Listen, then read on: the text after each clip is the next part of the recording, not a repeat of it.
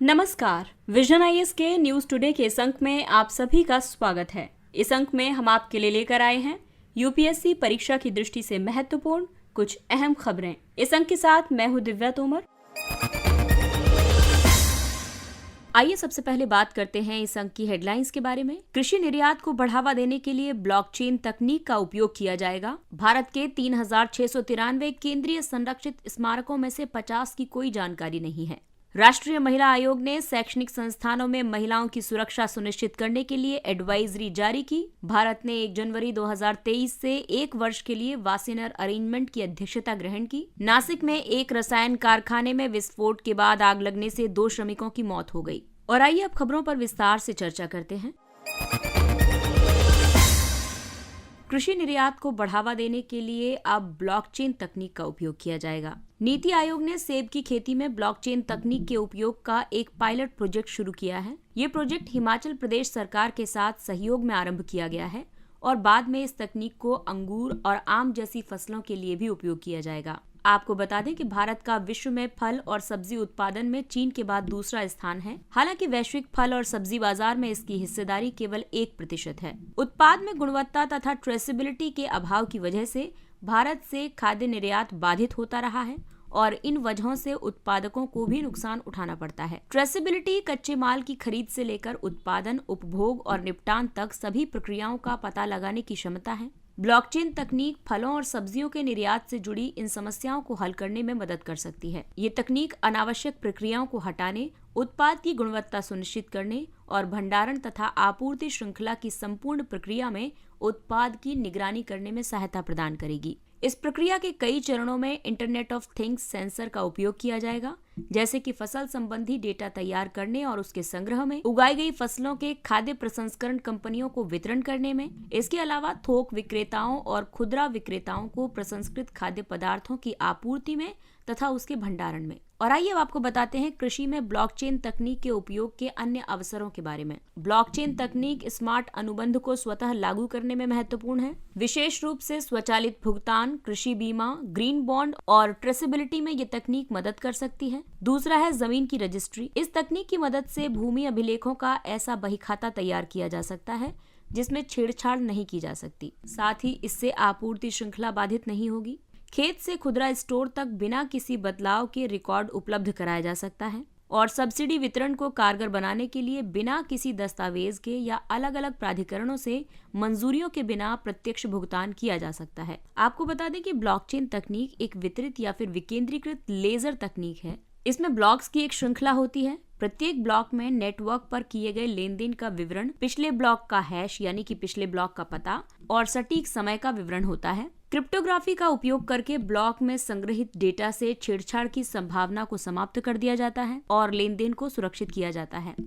साथ ही इस लेन देन और डेटा को संपूर्ण ब्लॉकचेन नेटवर्क के नोड्स में आम सहमति के माध्यम से सत्यापित किया जाता है और पुष्टि की जाती है। और अगली खबर आर्ट एंड कल्चर से संबंधित है। भारत के 3,693 केंद्रीय संरक्षित स्मारकों में से 50 की कोई जानकारी नहीं है।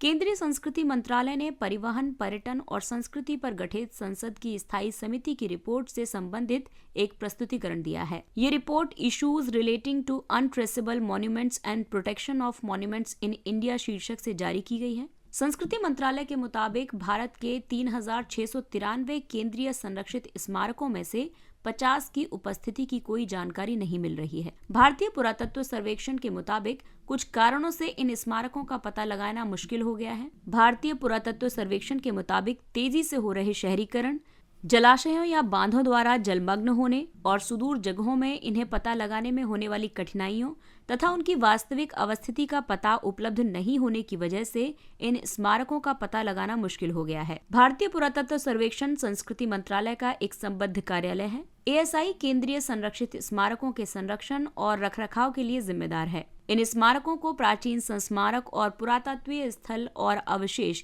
यानी एमएसआर अधिनियम 1958 के प्रावधानों के तहत केंद्रीय संरक्षित स्मारक घोषित किया जाता है। इसके अलावा राष्ट्रीय स्मारक प्राधिकरण भी इन स्मारकों के संरक्षण के लिए जिम्मेदार है। ये इन स्मारकों के आसपास प्रतिबंधित और विनियमित क्षेत्र के प्रबंधन के माध्यम से इनके संरक्षण में योगदान देता है। राष्ट्रीय स्मारक प्राधिकरण संस्कृति मंत्रालय के अधीन आता है। इसकी स्थापना एमएसआर संशोधन और विधि मान्यकरण अधिनियम 2010 के प्रावधानों के तहत की गई है। इस संबंध में संसदीय समिति ने कई सिफारिशें की हैं। एएसआई द्वारा सभी केंद्रीय संरक्षित स्मारकों का समय समय पर अनिवार्य रूप से भौतिक सर्वेक्षण किया जाना चाहिए। ऐसे स्मारकों की सुरक्षा आवश्यकताओं और इसके लिए आवश्यक बजटीय आवंटन का गहन आकलन किया जाना चाहिए। स्मारकों की सुरक्षा में स्थानीय पंचायतों और पुलिस को भी शामिल किया जाना चाहिए। ऐसे स्मारक जिनका पता नहीं चल पा रहा है, उन्हें खोजने और उनका पता लगाने के लिए उपग्रह इमेजरी का उपयोग किया जाना चाहिए।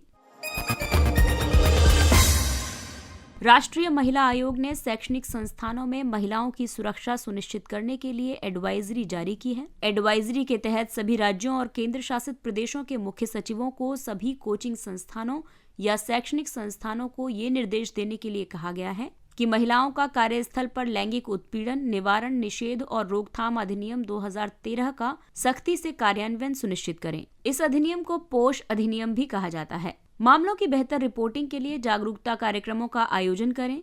इसके अलावा कोचिंग सेंटर के संचालन के लिए जिम्मेदार व्यक्तियों की पृष्ठभूमि की जांच करें। प्रिवेंशन ऑफ सेक्सुअल हैरेसमेंट कानून महिलाओं के लिए कार्यस्थलों को सुरक्षित बनाने के लिए बनाया गया है। इस कानून में कार्यस्थल पर महिलाओं के लैंगिक उत्पीड़न वाले कृत्यों को रोकने, प्रतिबंधित करने और उनका निवारण करने से संबंधित प्रावधान शामिल हैं। ये कानून वर्ष 1997 में सर्वोच्च न्यायालय द्वारा निर्धारित विशाखा दिशा निर्देशों पर आधारित है। प्रिवेंशन ऑफ सेक्सुअल हैरेसमेंट अधिनियम की विशेषताओं की बात करें तो ये कार्यस्थल पर लैंगिक उत्पीड़न को परिभाषित करता है। साथ ही शिकायतों के निवारण के लिए तंत्र की व्यवस्था की गई है। पीड़ित महिला की व्यापक परिभाषा तय की गई है और इसके दायरे में सभी पीड़ित महिलाओं को शामिल किया गया है, भले ही उनकी आयु या रोजगार की स्थिति कुछ भी हो तथा चाहे वे संगठित या असंगठित क्षेत्र में कार्यरत हों या सार्वजनिक या निजी क्षेत्र में। इसके अलावा क्लाइंट, कस्टमर और घरेलू सेवकों को भी शामिल किया गया है। ऐसे प्रत्येक निजी या सार्वजनिक संगठन जिनमें 10 या इससे ज्यादा कर्मचारी कार्यरत हैं, उनमें एक आंतरिक शिकायत समिति के गठन को अनिवार्य किया गया है। अधिनियम में 10 से कम कर्मचारियों वाले संगठनों या स्वयं नियोक्ता के खिलाफ शिकायत दर्ज करने के लिए जिलाधिकारी द्वारा स्थानीय समिति का गठन किया जाएगा।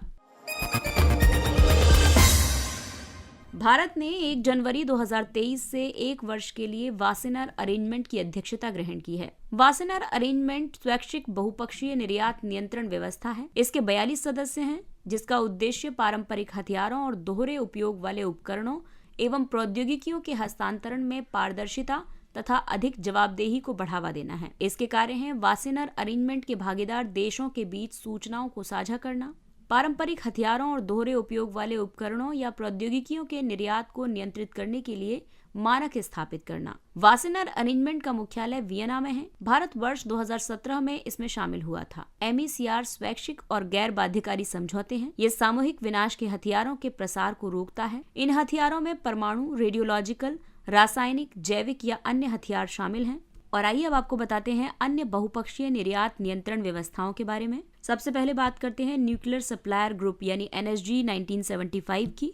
ये परमाणु और परमाणु संबद्ध निर्यात के लिए दिशा निर्देशों को लागू करके परमाणु प्रसार को रोकता है। भारत इसका सदस्य नहीं है। दूसरा है ऑस्ट्रेलिया समूह, जिसका गठन 1985 में किया गया था। यह सुनिश्चित करता है कि निर्यात के माध्यम से रासायनिक या जैविक हथियारों के विकास में योगदान न दिया जा सके। भारत इसका सदस्य है। तीसरा है मिसाइल प्रौद्योगिकी नियंत्रण व्यवस्था, जिसका गठन 1987 में किया गया। ये व्यवस्था सामूहिक विनाश के हथियारों की आपूर्ति में योगदान देने वाली मिसाइलों और मानव रहित विमान प्रौद्योगिकी के प्रसार को रोकती है। भारत इसका सदस्य है। और चौथा है जेंगर समिति। इसे परमाणु अप्रसार संधि के लागू होने के बाद गठित किया गया था। ये परमाणु संबंधी उन सामरिक वस्तुओं की एक विशेष सूची रखती है जिनकी आपूर्ति की शर्त में सुरक्षा उपायों को लागू करना अनिवार्य है। भारत इसका सदस्य है। नासिक में एक रसायन कारखाने में विस्फोट के बाद आग लगने से 2 श्रमिकों की मौत हो गई। श्रम एवं रोजगार मंत्रालय के मुताबिक पिछले 5 वर्षों में कारखानों, बंदरगाहों, खानों और निर्माण स्थलों पर ड्यूटी के दौरान 6,500 कर्मचारियों की मौत हो चुकी है। भारत में औद्योगिक दुर्घटनाओं के कई कारण हैं, जैसे कि स्वप्रमाणन की अनुमति देने से निरीक्षण और लाइसेंसिंग प्रक्रिया में शिथिलता आ गई है। कंपनियां स्वास्थ्य और सुरक्षा में कम निवेश कर रही हैं। मशीनों के संचालन के लिए श्रमिकों में प्रशिक्षण की कमी है और साथ ही पुरानी और जर्जर मशीनों का इस्तेमाल किया जा रहा है। स्वास्थ्य एवं सुरक्षा निरीक्षकों की कमी है और सुरक्षा कानूनों के प्रशासन में भ्रष्टाचार व्याप्त है। साथ ही लघु और मध्यम उद्यमों के पास औद्योगिक सुरक्षा में निवेश करने की क्षमता की कमी है और इसीलिए औद्योगिक दुर्घटनाओं से निपटने के लिए कई प्रावधान किए गए हैं, जैसे कि उपजीविका जन्य सुरक्षा, स्वास्थ्य और कार्यदशा संहिता 2020 बनाई गई है। इसका उद्देश्य 10 या उससे ज्यादा श्रमिकों को रोजगार देने वाले प्रतिष्ठानों में तथा सभी खानों और डॉक में नियोजित श्रमिकों के स्वास्थ्य और सुरक्षा की स्थिति की देखरेख करना है। राष्ट्रीय आपदा प्रबंधन प्राधिकरण ने रासायनिक आपदाओं पर दिशा निर्देश जारी किए हैं। MC मेहता बनाम भारत संघ ओलियम गैस रिसाव मामला 1986 वाद में सुप्रीम कोर्ट ने पूर्ण दायित्व का सिद्धांत प्रतिपादित किया है। इस सिद्धांत के मुताबिक संकटमय या स्वाभाविक रूप से खतरनाक गतिविधियों में लगे उद्यमों के संचालन में किसी भी दुर्घटना की वजह से यदि जहरीले पदार्थ निकलते हैं तो उद्यम मुआवजे के लिए उत्तरदायी होंगे। लोक देयता बीमा अधिनियम 1991 के तहत पर्यावरण राहत कोष स्थापित किया गया है। इस कोष में रासायनिक आपदाओं के पीड़ितों को तत्काल राहत प्रदान की जाती है। आइए अब बात करते हैं कुछ अन्य महत्वपूर्ण सुर्खियों की। Rule of law index. विश्व बैंक की ease of doing business ranking में सुधार के बाद अब सरकार का ध्यान रूल ऑफ लॉ इंडेक्स में बेहतर स्कोर प्राप्त करने पर है। इस सूचकांक को वर्ल्ड जस्टिस प्रोजेक्ट प्रकाशित करता है। वर्ल्ड जस्टिस प्रोजेक्ट अमेरिका स्थित एक नागरिक समाज समूह है। वर्ष 2022 के रूल ऑफ लॉ इंडेक्स में भारत 140 देशों में 77वें स्थान पर था। रूल ऑफ लॉ इंडेक्स का निर्धारण 8 कारकों पर आधारित है, जिसमें शामिल है सरकारी शक्तियों के उपयोग में बाधा, भ्रष्टाचार की अनुपस्थिति, सरकार का खुला स्वरूप, मौलिक अधिकार, कानून व्यवस्था और सुरक्षा, विनियामक प्रवर्तन, नागरिक न्याय और आपराधिक न्याय। अगला टॉपिक है निवेशक शिक्षा और संरक्षण कोष IEPF। IEPF क्रिप्टो करेंसी और ऑनलाइन गेमिंग के बारे में जागरूकता के प्रसार के लिए एक आउटरीच प्रोग्राम शुरू करेगा। IEPF का सृजन कंपनी अधिनियम 2013 के तहत किया गया है। इसका उद्देश्य निवेशकों के हितों की रक्षा करना और जागरूकता को बढ़ावा देना है। IEPF का इस्तेमाल किया जाएगा अदावाकृत लाभांश, परिपक्व जमा, परिपक्व डिबेंचर आदि के संबंध में रिफंड करने के लिए, सदस्यों, डिबेंचर धारकों या जमाकर्ताओं द्वारा किए गए कानूनी खर्चों की प्रतिपूर्ति के लिए। IEPF को IEPF प्राधिकरण प्रशासित करता है। इस प्राधिकरण में केंद्र सरकार द्वारा नियुक्त एक अध्यक्ष, एक मुख्य कार्यकारी अधिकारी और अन्य सदस्य होते हैं, जो कि 7 से ज्यादा नहीं होते हैं। अगला टॉपिक है उच्चतर शिक्षा वित्त पोषण एजेंसी हेफा। हेफा वर्ष 2022 तक 1 लाख करोड़ रुपए जुटाने के सरकार के लक्ष्य से काफी पीछे रह गई है। हेफा केंद्रीय शिक्षा मंत्रालय और कैनरा बैंक का एक संयुक्त उपक्रम है। इसका लक्ष्य दीर्घकालिक ऋण प्रदान करके प्रमुख शैक्षणिक संस्थानों में बुनियादी ढांचे का विकास करना है। हेफा को एक गैर लाभकारी गैर बैंकिंग वित्तीय कंपनी के रूप में स्थापित किया गया है। सरकार ने वर्ष 2018 में शिक्षा में बुनियादी ढांचे और प्रणालियों का पुनरुद्धार पहल 2022 के तहत हेफा के दायरे को बढ़ाया था। इस पहल के माध्यम से केंद्रीय विद्यालयों, नवोदय विद्यालयों, चिकित्सा संस्थानों आदि को हेफा के दायरे में लाया गया है। हेफा को शिक्षा क्षेत्र में बुनियादी ढांचे के वित्त पोषण में एक नोडल निकाय भी बनाया गया है। अगला टॉपिक है प्रज्वला चैलेंज। इसे ग्रामीण विकास मंत्रालय ने लॉन्च किया है। इसका उद्देश्य ग्रामीण अर्थव्यवस्था को रूपांतरित करने वाले विचारों, समाधानों और कार्रवाइयों को आमंत्रित करना है। इसके तहत व्यक्तियों, सामाजिक उद्यमों, स्टार्टअप्स, निजी क्षेत्र, सिविल सोसाइटी आदि से कई श्रेणियों में विचारों को आमंत्रित किया जाता है। इन श्रेणियों में शामिल हैं महिलाओं और समाज में हाशिए पर मौजूद वर्गों पर ध्यान देना, स्थानीयकृत मॉडल, लागत प्रभावी समाधान आदि। इसे दीनदयाल अंत्योदय योजना राष्ट्रीय ग्रामीण आजीविका मिशन के तहत शुरू किया गया है। DNRLM का उद्देश्य ग्रामीण गरीब परिवारों को स्वयं सहायता समूहों में संगठित करना और उन्हें दीर्घकालिक सहायता प्रदान करना है, जिससे कि वे आजीविका में विविधता लाकर अपनी आय में सुधार कर सकेंगे। सहकारिता को प्रोत्साहन। केंद्रीय गृह एवं सहकारिता मंत्री ने कहा है कि अगले 3 वर्षों में पंचायत स्तर पर 2 लाख सहकारी समितियों का गठन किया जाएगा। सहकारी समितियों का समर्थन करने के लिए की गई अन्य पहलें हैं सहकारी समितियों द्वारा आपूर्ति किए गए उत्पादों का निर्यात करने के लिए एक बहुराज्यीय सहकारी समिति का गठन किया जाएगा। अन्य पहल के अंतर्गत आवश्यक कार्यबल को प्रशिक्षित करने के लिए एक सहकारिता विश्वविद्यालय की स्थापना की जाएगी। सभी सहकारी समितियों का एक डेटाबेस और एक नई सहकारी नीति तैयार की जा रही है। इसके अलावा सहकारी क्षेत्र में पारदर्शिता को बढ़ावा देने और उत्तरदायित्व तय करने के लिए आदर्श विधेयक को संसद की स्थायी समिति को भेजा गया है। नमामि गंगे। प्रधानमंत्री ने राष्ट्रीय गंगा परिषद की बैठक में नमामि गंगे पहल को मजबूत करने के तरीकों पर चर्चा की है। नमामि गंगे कार्यक्रम को वर्ष 2014 में शुरू किया गया था। ये गंगा नदी को स्वच्छ और संरक्षित करने के प्रयासों को व्यापक स्तर पर एकीकृत करने के लिए शुरू किया गया एक फ्लैगशिप कार्यक्रम है।